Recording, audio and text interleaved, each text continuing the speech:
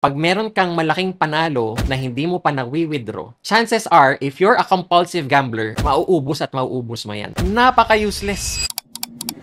For this episode, nag-review kami ng casinos regulated by PAGCOR, and here's what we found. Solaire Casinos. To be fair, mabilis yung response time, pero sabi ng agent, hindi daw sila yung nag-handle ng responsible gaming query. Which is very wrong. Bingo Plus. Wala silang RG page. Ito loss limit. Ito yung nakakatawa. Pwede mo siyang palit-palitan lang, making it useless.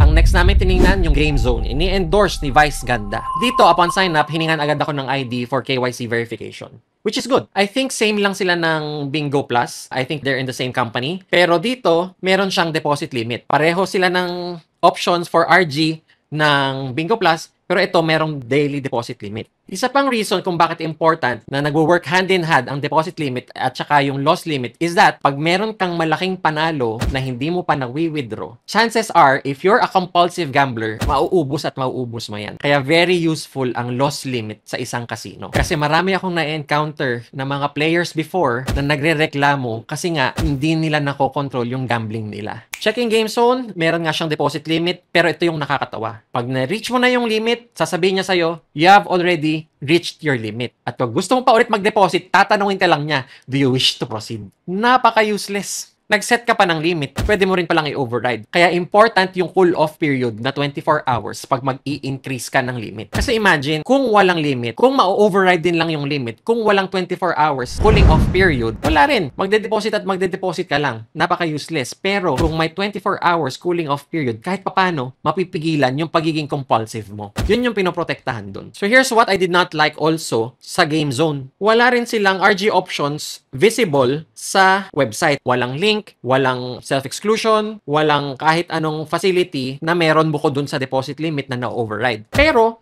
pag pumunta ka sa support, lumalabas naman yung self-exclusion option. Or pag pumunta ka sa FAQs. Which is wrong. Dapat meron lahat ng platforms, merong dedicated, responsible gambling page na nandun na yung mga options na pwede mong gamitin. So, ang hindi maganda rito, wala silang dedicated responsible gambling page. Dapat, ang isang responsible gambling page nasa landing page na agad pagpunta mo sa website. Isang click lang, nandun na lahat ng options na pwede mong piliin in case nararamdaman mo na sa sarili mo na nagiging compulsive ka na. Nararamdaman mo na sa sarili mo na may problema ka na sa gambling. Isa pa sa mga tricky or medyo risky na nakikita ko dito sa Game Zone, may mga games sila na hindi transparent sa RTP. Ang nakasanayan ko, lahat ng laro sa casino, sa information ng bawat game, nakapublish yung RTP. Ano ba yung RTP ng bawat laro? Checking some of the games here, yung iba wala.